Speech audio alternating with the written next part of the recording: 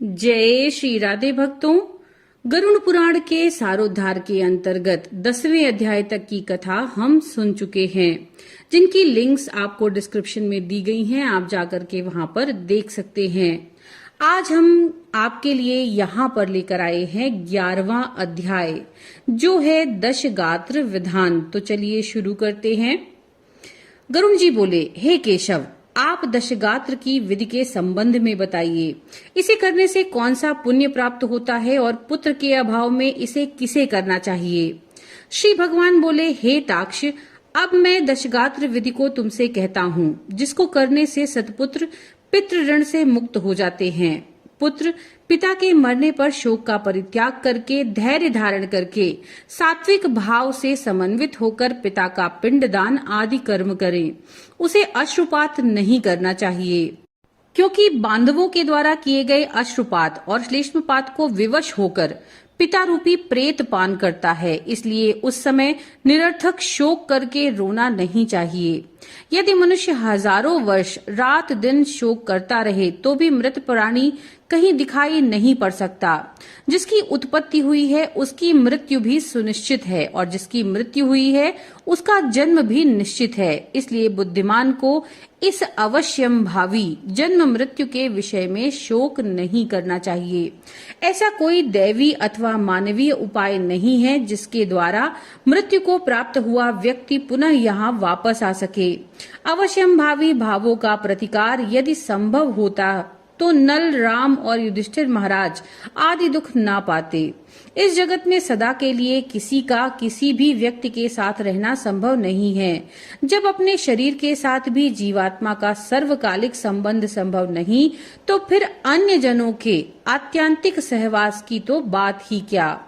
जिस प्रकार कोई पथिक छाया का आश्रय लेकर विश्राम करता है और विश्राम करके पुनः चला जाता है, उसी प्रकार प्राणी का संसार में परस्पर मिलन होता है। पुनः प्रारब्ध कर्मों को भोग कर वह अपने गंतव्य को चला जाता है। प्रातः काल जो भोज्य पदार्थ बनाया जाता है वह सायंकाल नष्ट हो जाता है। ऐसे नष्ट होने वाले अन्न के रस से पुष्ट होने वाले शरीर की नित्यता की कथा ही क्या। पितृरमण से होने वाले दुख के लिए यह पूर्वोक्त विचार औषध स्वरूप है।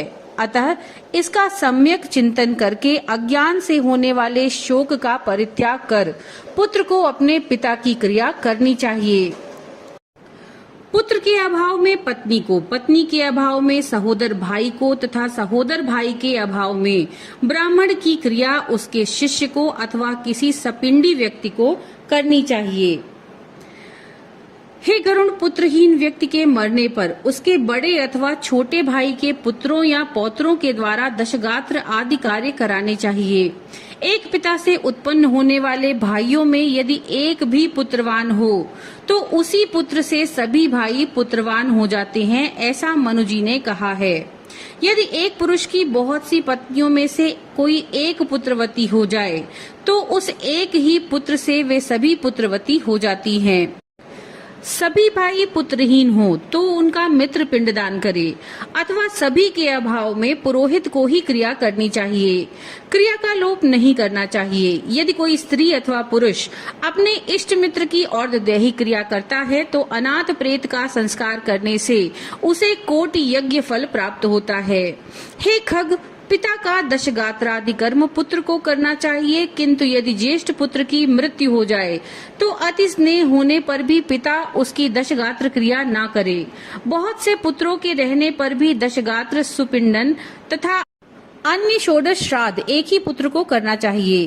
पैतृक संपत्ति का बंटवारा हो जाने पर भी दशगात्र, सपिंडन और षोडश श्राद्ध एक को ही करना चाहिए, किंतु सांवत्सरिक आदि श्राद्धों को विभक्त पुत्र पृथक पृथक करें।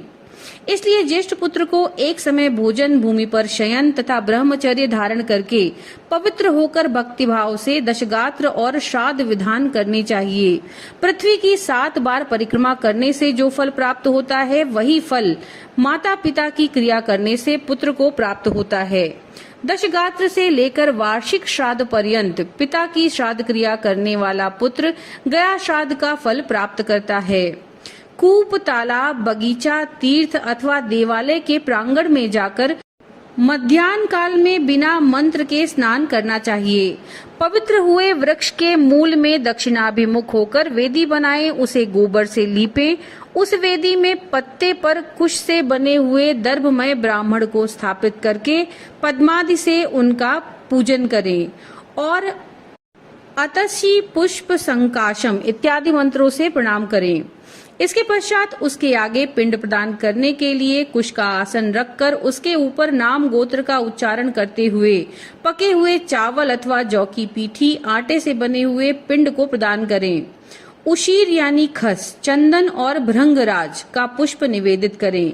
धूप दीप नैवेद्य, मुखवास और दक्षिणा समर्पित करें। तदनंतर काकन, दूध और जल से परिपूर्ण पात्र तथा वर्धमान यानी वृद्धि क्रम से दी जाने वाली जलांजलि प्रदान करते हुए ये कहें कि अमुक नाम के प्रेत के लिए मेरे द्वारा प्रदत्त यह पिंडादि सामग्री प्राप्त हो। अन्न, वस्त्र, जल, द्रव्य और अन्य जो भी वस्तु प्रेत शब्द का उच्चारण करके मृत प्राणी को दी जाती है, उससे उसे अनंत फल प्राप्त होता है, अक्षय तृप्ति प्राप्त होती है। इसलिए प्रथम दिन से लेकर सपिंडीकरण के पूर्व स्त्री और पुरुष दोनों के लिए प्रेत शब्द का उच्चारण करना चाहिए। पहले दिन विधि पूर्वक जिस अन्न का पिंड दिया जाता है उसी अन्न से विधि पूर्वक 9 दिन तक पिंडदान करना चाहिए। 9वें दिन सभी सपिंडी जनों को मृत प्राणी के स्वर्ग की कामना से तैलाभ्यंग करना चाहिए। घर के बाहर स्नान करके दूब और लावा लेकर स्त्रियों को आगे करके मृत प्राणी के घर जाकर उससे कहें कि दूर्वा के समान आपके कुल की वृद्धि हो और लावा के समान आपका कुल विकसित हो। ऐसा कहकर दूर्वा समन्वित लावा को उस घर में चारों ओर बिखेर दें। हे खगेश्वर, 10वें दिन मांस से पिंडदान करना चाहिए, किंतु कलयुग में मांस से पिंडदान शास्त्रतः निषिद्ध होने के कारण उड़द से पिंडदान करना चाहिए। 10वें दिन क्षौर कर्म और बंधु बांधवों को मुंडन कराना चाहिए। क्रिया करने वाले पुत्र को भी पुनः मुंडन कराना चाहिए। 10 दिन तक एक ब्राह्मण को प्रतिदिन मिष्ठान भोजन कराना चाहिए और हाथ जोड़कर भगवान विष्णु का ध्यान करके प्रेत की मुक्ति के लिए इस प्रकार प्रार्थना करनी चाहिए। अतसी के फूल के समान कांति वाले पीत वस्त्र धारण करने वाले अच्युत भगवान गोविंद को जो प्रणाम करते हैं उन्हें कोई भय नहीं होता। हे आदि अंत से रहित शंख चक्र गदा धारण करने वाले अविनाशी तथा कमल के समान नेत्र वाले देव विष्णु जी, आप प्रेत को मोक्ष प्रदान करने वाले हैं।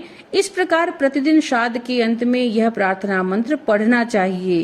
तदंतर स्नान करके घर जाकर गोग्रास देने के उपरांत भोजन करना चाहिए।